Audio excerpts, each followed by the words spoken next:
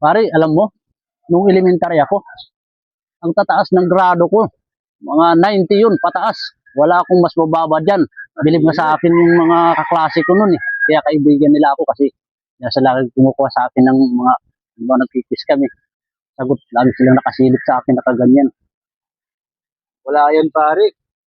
Bakit? Yung nag-aaral ako, elementary, yung grades ko, 75.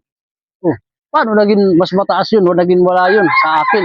Yung akin na ito sa'yo 75 lang. Hindi. Kasi, nung nag-aaral ako sa elementary, umaga lang ako pumapasok. Lagi pumapasok sa hapon. Ha? Ano ba? Paano kung yuldi ko pa yun? Di, 150 yun. Oo nga. No. Mas malaki sa akin.